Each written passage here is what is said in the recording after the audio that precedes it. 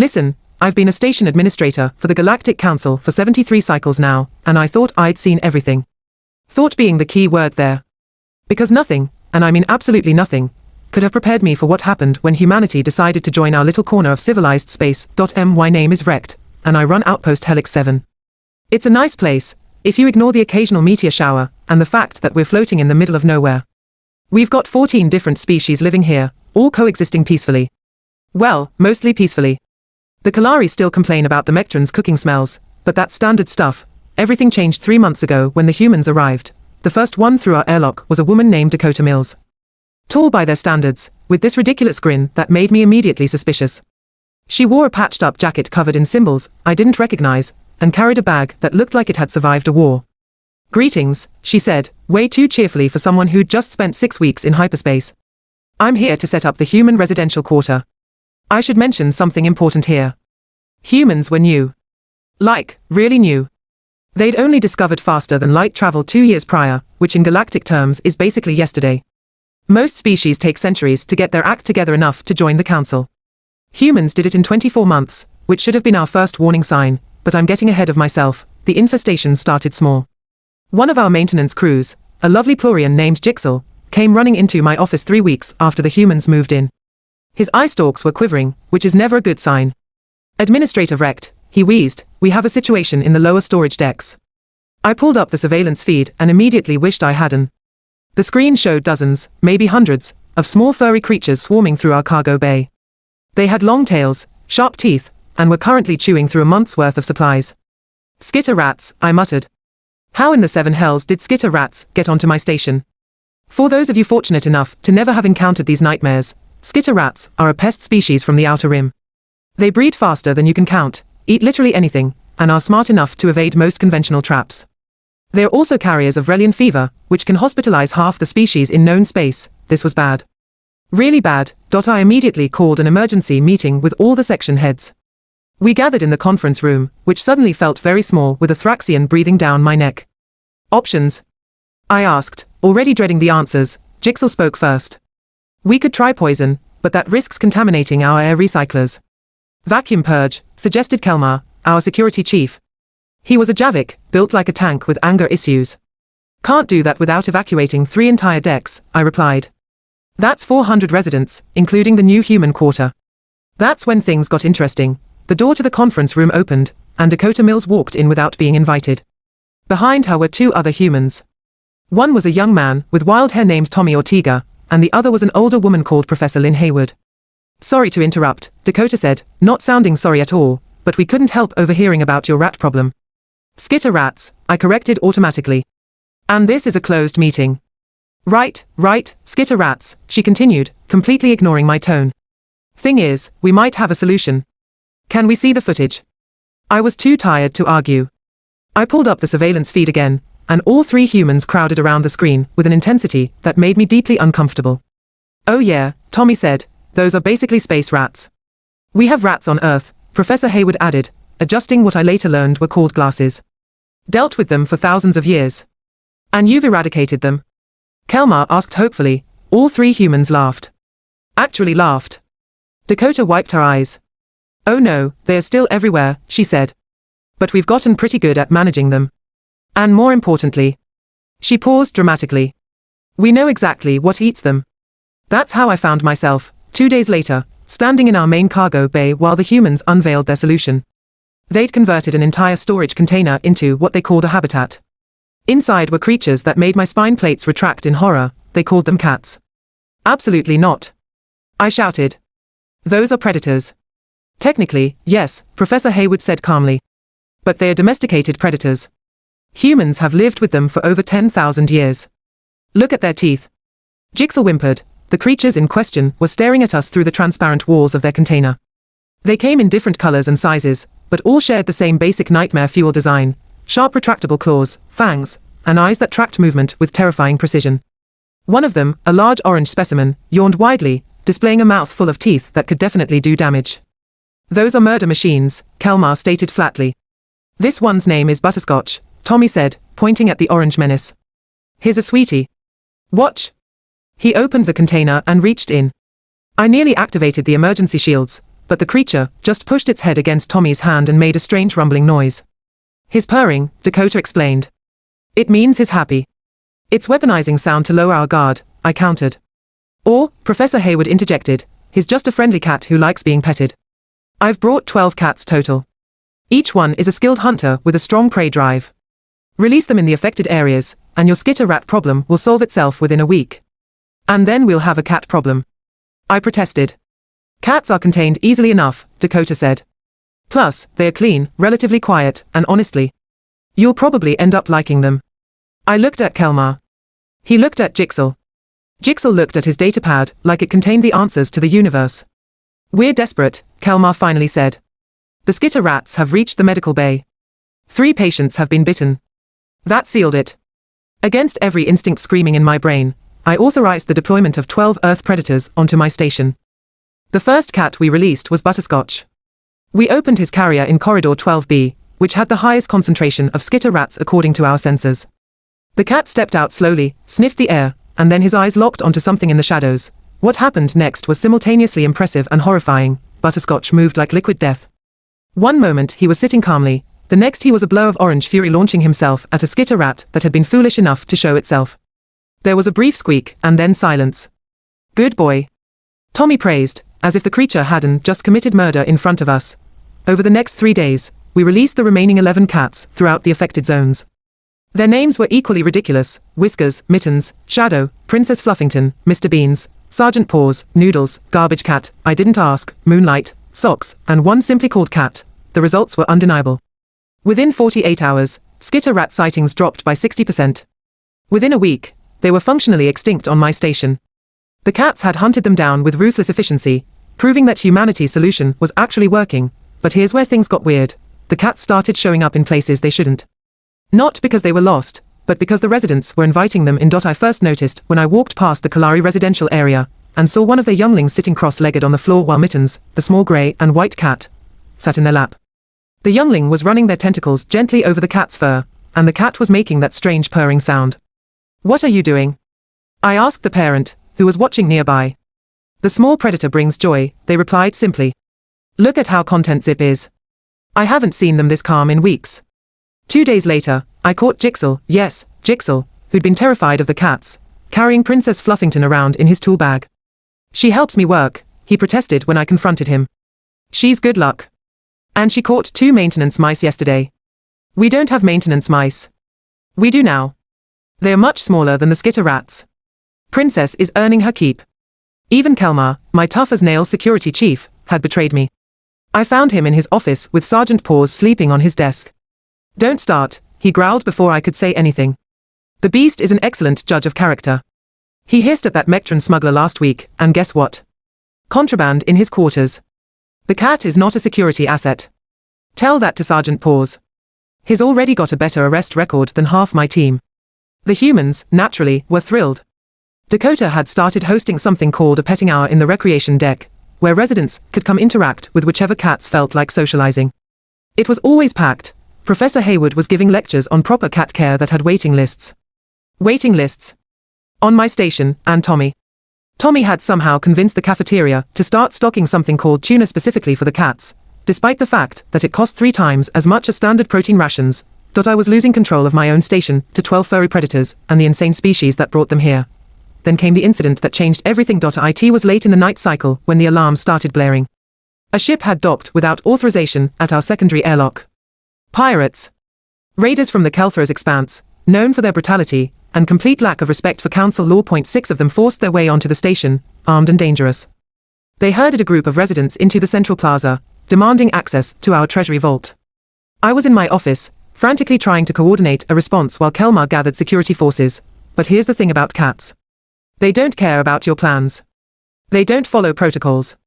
And they absolutely will not tolerate loud, threatening strangers in their territory. The lead pirate, a Kelthros named Vakul, was waving his plasma rifle around when Garbage Cat appeared. This cat was the scruffiest, meanest looking of the 12, a battle-scarred tabby that Tommy had found on some space station he refused to name. Garbage Cat took one look at Vakul, and his back arched. His fur stood on end, making him look twice his actual size. Then he made a sound I'd never heard before. It was low, guttural, and absolutely promised violence. What is that thing? Varcool demanded, swinging his rifle toward the cat. That's when all 12 cats appeared, as if they'd been coordinating. They surrounded the pirates, yowling and hissing in a chorus that echoed through the plaza. Even Princess Fluffington, the gentlest of them all, had her claws out and murder in her eyes. The pirates were battle-hardened criminals who'd faced down trained soldiers. But there's something primal about being surrounded by apex predators that bypasses logic. When Butterscotch launched himself at Varcool's face, all hell broke loose in the best possible way. Let me be clear about something. I've seen combat. I've witnessed space battles, territorial disputes, even that one time the Thraxians and the Mectrans got into a fistfight over parking spaces. None of it compares to watching 12 domesticated Earth predators absolutely lose their minds on a group of armed pirates. Butterscotch hit Varcool square in the face, claws extended. The pirate screamed, dropping his rifle as he tried to pry off what was essentially a furry blender attached to his head. Garbage Cat went for another pirate's ankle, teeth sinking in with precision that would make a surgeon jealous. Sergeant Paws, living up to his name, executed a tactical assault on the third pirate's weapon hand. Get them off. Get them off. Varcool was shrieking, stumbling backward into a support pillar. Mittens, the small grey and white cat I'd seen being so gentle with the Kalari youngling, proved she had a split personality. She'd climbed onto a pirate's shoulders and was systematically shredding his ear flaps while he spun in circles trying to shake her loose. It would have been hilarious if it wasn't so terrifying. Shadow, a black cat who'd been sleeping in the ventilation system for most of the week, dropped from an overhead duct directly onto another pirate's helmet, clawing at the visor until it cracked. Moonlight and Socks worked as a team, one going high and one going low on their target, forcing him to the ground where Noodles joined the assault. Even Cat, the one with the boring name, got involved. He sat on a cargo container and knocked the remaining pirate's backup weapon off a table every time he reached for it. Just batted it away with his paw like it was the most natural thing in the universe. The pirate would grab it, Cat would knock it away again. Grab, knock. Grab, knock. The psychological warfare was beautiful. By the time Kelmar and security arrived, weapons drawn, the fight was over. 6 pirates lay on the ground in various states of distress, covered in scratches, bite marks, and what I can only describe as shattered dignity. The cats had regrouped near Dakota, who'd appeared from somewhere with that insufferable grin on her face. Good kitties, she cooed, as if they hadn't just single-handedly repelled a pirate raid. Such good kitties. Yes you are. Butterscotch was licking his paws, looking incredibly pleased with himself. Garbage Cat had a tuft of Kelthro's fur in his mouth and absolutely no remorse in his eyes. Varcool looked up at me from the floor, his face a roadmap of scratches. What kind of monsters do you keep on the station? He wheezed. The domesticated kind, I replied, unable to keep the satisfaction out of my voice. The aftermath was predictably chaotic. Kelmar's security team processed the pirates, while the medical bay treated their injuries. Nothing life-threatening, but Dr. Threll, our Plorian physician, kept muttering about the precision of the claw marks and how they'd somehow avoided major arteries. It's like they knew exactly where to strike for maximum pain with minimum permanent damage, she said, examining Varcool's face. These creatures are terrifyingly intelligent. Meanwhile, the cats had become instant heroes. The residents who'd been held hostage were now fighting over who got to thank which cat first. Little Zip, the Kalari youngling, was carefully offering Mittens a piece of fish from their dinner. Mittens accepted it graciously, as if she hadn't just been part of a violent assault minutes earlier. I found Dakota in the recreation area, surrounded by grateful residents, and all 12 cats, who were soaking up the attention like it was their birthright. Your creatures attacked armed pirates, I said flatly. Yep, she agreed cheerfully. Cats are extremely territorial. Plus, they could tell those guys were threatening their people. Cats are actually very protective once they bond with you. They're people. They are animals. They are family, Tommy corrected, appearing with a plate of what I now recognized as tuna. And family protects family. That's just how it works. Professor Hayward adjusted her glasses and looked at me with something that might have been sympathy. Vrekkt, I think you're missing the bigger picture here. Yes, we brought the cats to solve your rat problem. But they've done something more important. Look around. I did. And what I saw made my spine plates itch with a feeling I couldn't quite identify. The Kalari, who normally kept to themselves, were sitting with Thraxians, both species watching Moonlight chase a toy that someone had made from spare parts. Jigsaw was teaching a Mectran engineer how to properly pet Princess Fluffington without startling her. Even Kelmar had returned to his office, where Sergeant Paws was undoubtedly waiting on his desk. They've brought everyone together, Professor Hayward continued. Different species, different cultures, all united by their affection for these little predators. That's the real gift here. Not pest control. Community. I wanted to argue. I wanted to point out the regulations they'd violated, the chaos they'd caused, the fact that my station had become a zoo. But I couldn't.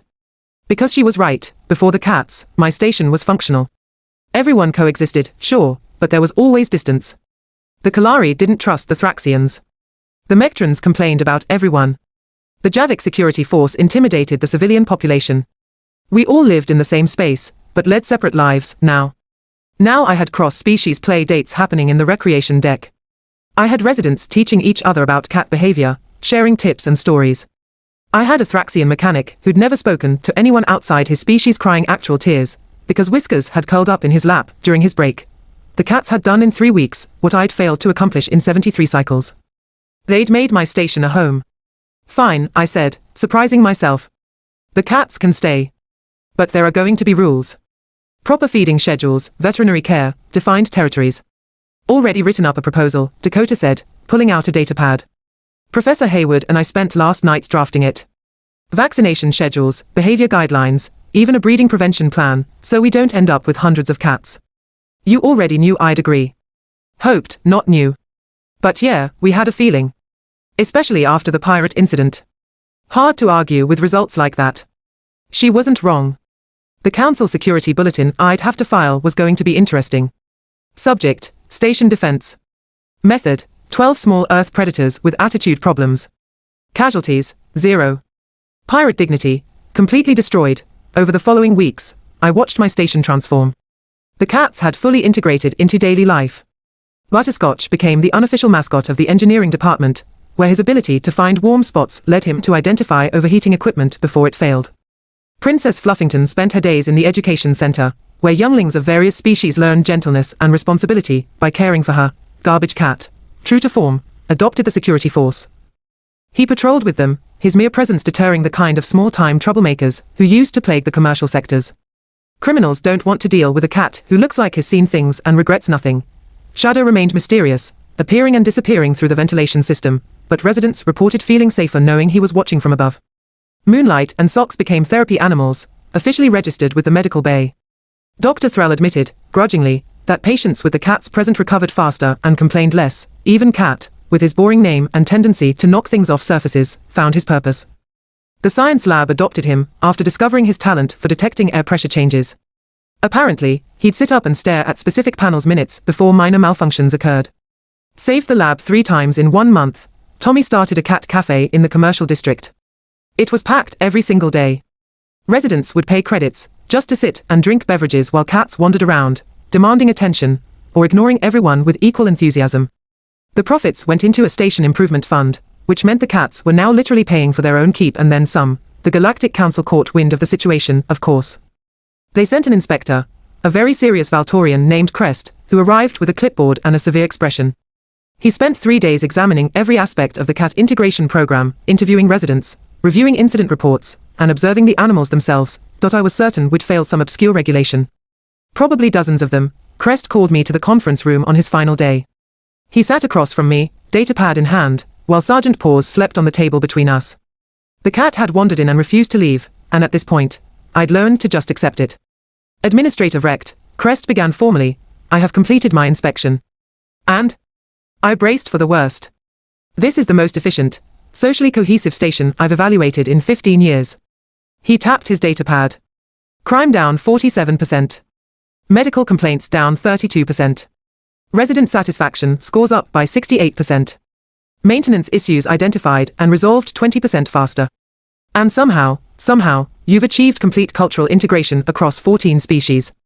The cats, I said simply. Yes. The cats.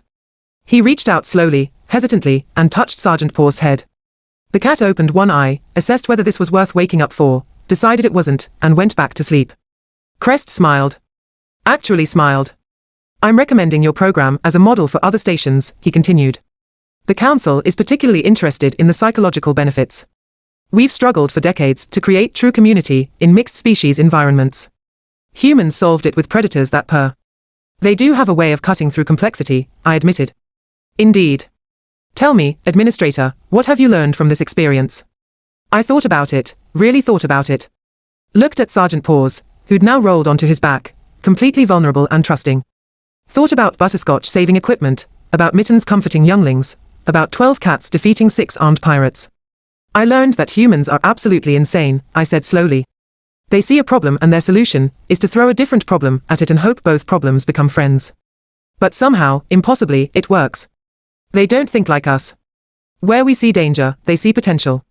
Where we see predators, they see companions. And? Crest prompted. And maybe we need more of that kind of insanity in the galaxy. Maybe we've become so focused on protocols and procedures that we forgot what actually matters. Connection. Trust. Family, even if that family has fur and claws and knocks things off tables for entertainment. Crest nodded, standing up. The council will be sending more humans to other stations. With cats. I suspect you'll be receiving requests for advice. Great, I muttered. I'm going to become the galaxy's expert on Earth predators. Worse fates exist, Administrator. Worse fates exist. After Crest left, I sat in the empty conference room with Sergeant Paws, who'd finally woken up and was now staring at me with those unsettling predator eyes. You know you've ruined me, right? I told him. I used to run a tight, efficient station. Now I've got petting hours and cat cafes and residents bringing toys from their home worlds for you and your friends. Sergeant Paws yawned, showing all his teeth, then bumped his head against my hand. Without thinking, I scratched behind his ears. He started purring, that strange rumbling sound that somehow made everything seem manageable. Dakota found me like that 20 minutes later. Sitting in the conference room, scratching a cat's ears while reviewing supply requests that now included line items for catnip and puzzle feeders. See, she said. Told you you'd end up liking them. I don't like them, I protested. I simply acknowledge their utility as station assets. Sure, Vrekkt. That's why you just approved a request for heated cat beds in every residential section. That's for energy efficiency. Warm cats don't seek heat from equipment. Right? And you're learning their names because... I glared at her. She grinned back, completely unintimidated. That was the thing about humans. They had no respect for authority, no sense of proper protocols, and absolutely no fear of consequences. And somehow, we were all better for it. Get out of my conference room, Dakota. Yes, sir, Administrator, sir. She left, still grinning. Sergeant Paws meowed at me. I sighed and picked him up, carrying him back toward Kelmar's office where he belonged. But I took the long route, through the central plaza where residents were gathering for the evening petting hour. Younglings of 6 different species sat in a circle while Professor Hayward explained proper cat handling. Tommy was nearby, teaching a group of adults how to play with cats using a feather toy, and there, in the middle of it all, surrounded by species that should have nothing in common, were 12 Earth predators that had somehow become the heart of my station. I'd started this month trying to eliminate an infestation. I was ending it running an interspecies petting zoo. The humans had won, completely and absolutely, but looking at the faces of my residents, the genuine joy and peace in the air, I had to admit something I'd never say out loud. Maybe, just maybe, humanity's particular brand of insanity was exactly what the galaxy needed. Sergeant Paws purred in agreement, and for once, I didn't argue with the cat.